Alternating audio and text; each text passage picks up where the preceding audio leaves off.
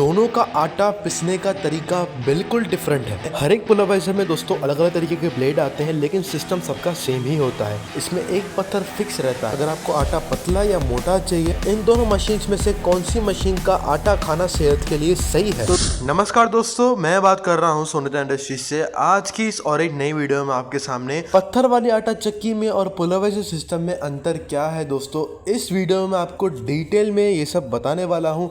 Video थोड़ी बहुत long हो सकती है, लेकिन वीडियो में एंड तक बने रहिएगा। सबसे पहले दोस्तों मैं आपको ये बता देता हूँ, हम इस इंडस्ट्री में 73 साल से काम कर रहे हैं और इन 73 साल में गए 10 साल से हमने घरघंटी और पुलावाइजर सिस्टम के स्पेयर पार्ट्स में काम करना शुरू किया है। सिर्फ और सिर्फ कस्टमर की रिक्वायरमेंट पर दोस्तों हम इनके स्पेयर पार्ट्स में डील करना शुरू किए हैं। अगर मैं आपको और एक सीधी भाषा में समझाना चाहूँ तो दोस्तों हम पुलावाइजर सिस्टम घरघंटी के हमेशा से ही खिलाफ रहे हैं। अब चलिए दोस्तों वीडियो स्टार्ट करते हैं। सबसे पहले मैं आपको इन दोनों मशीन्स का प्रोसेस बता देता हूँ आटा पिसने का। देखिए दोस्तों, जो पुलावाइजर सिस्टम है वो कोई भी अनाज को ग्राइंडिंग करता है या कटिंग करता है, और जो पत्थर वाली आटा चक्की है उसका काम है क्रशिंग करना। दो एमिशंस के बीच में जो भी आप अनाज डालते हो वो क्रश होकर आटा बाहर निकलता है। और जो पुलावाइजर सिस्टम है, चाहे आप कोई भी पुलावाइजर ले लो, 1 HP से लेके 100 HP तक दोस्तों पुलावाइजर मशीन बनती है, सबका सिस्टम सेम ही रहता है। अब यहीं पर दोस्तों आप अंतर समझ चुके होंगे इन दोनों मशीन्स में।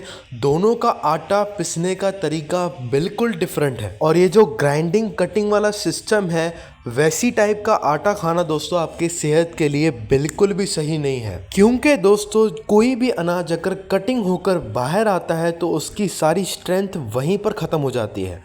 आप जैसे सामने देख सकते हैं, इस तरीके का इसमें कुछ ब्लेड लगा रहता है और जाली रहती है। जिस भी नंबर की आप इसमें जाली डालेंगे उस प्रकार का आपका उसमें आटा निकलता है। अब आइए दोस्तों इस मशीन का एक बार डिटेल एक्सप्लेनेशन समझ लेते हैं कि इसका जो ग्राइंडिंग करने का सिस्टम है वो कैसा है। सबसे पहले आप सामने देख सकते हैं कुछ इस प्रकार का चेम्बर रहता है। चाहे आप कैसी भी मशीन ले लें, छोटा बड़ा सब चेम्बर आता है। जैसे ही आप इस चेम्बर को खोलते हैं दोस्तों तो आपको सामने कुछ इस प्रकार का ब्लेड मिलता है। हर एक पुलावाइजर में दोस्तों अलग अलग के ब्लेड आते हैं, लेकिन सिस्टम सबका सेम ही होता है। आप देख सकते हैं कुछ इस प्रकार के इसमें अंदर दांत रहते हैं, और इस दांतों के बीच में अनाज कट कट कर बाहर आता है। आप पूरी बात मेरी ध्यान से समझ चुके होंगे दोस्तों, और जिस भी प्रकार का आपको आटा चाहिए वैसी ही आपको इसमें जाली डालनी पड़ती है दोस्तों। तो दोस्तों ये था कुछ पुलावाइजर मशीन का सिस्टम। कुछ इसी प्रकार से आपका आटा पिसकर बाहर आता है। अब ये तो हो गई दोस्तों बात पुलावाइजर सिस्टम की। अब आते हैं हम दोस्तों पत्थर वाली आटा चक्की पे।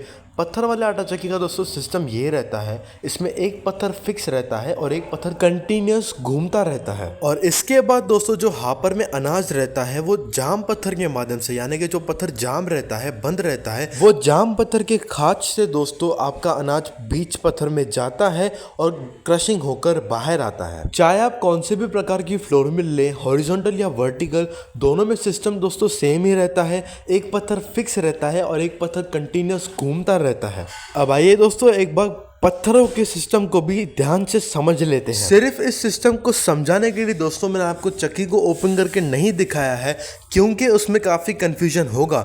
जैसे कि आप सामने देख सकते हैं दोस्तों, कुछ इसी प्रकार से आपका एमिशन चक्की के अंदर फिट रहता है, और कुछ ये पत्थर जाम रहता है और ये पत्थर कंटिन्यूस घूमता रहता है दोस्तों। और दोस्तों इसी चालू पत्थर को आगे पीछे करने के लिए चक्की में दाब रहती है, जिस दाब को एडजस्ट करके आप पत्थर को आगे पीछे कर सकते हैं। और उसी दाब सिस्टम पे दोस्तों आपके आटे की क्वालिटी डिपेंड करती है, यानी कि अगर आपको आटा पतला या मोटा चाहिए उसी हिसाब से आपको दाब को एडजस्ट करके रखना है। और जैसे कि आपने वीडियो में देखा, जाम पत्थर में कुछ इसी प्रकार का गाला रहता है, और इस गाले के माध्यम से आपका जो अनाज रहता है वो इन दोनों पत्थर के बीच तक पहुंचता है। और जैसे ही अनाज इन दोनों पत्थरों के बीच में पहुंचकर क्रशिंग हो जाता है, वैसे ही दोस्तों चालू पत्थर अपने पंखे के माध्यम से आटे को बाहर फेंक देता है। जैसे कि आप सामने देख सकते हैं दोस्तों, यह है वो चक्की का आउटलेट जहां से आपका आटा बाहर निकलता है क्रशिंग होकर। अब आइए दोस्तों जाम पत्थर को दूसरे एंगल से समझ लेते हैं। जैसे कि आप सामने देख सकते हैं, कुछ इसी खाच से आपका अनाज अंदर जाता है और इन दोनों पत्थरों के बीच तक पहुंचता है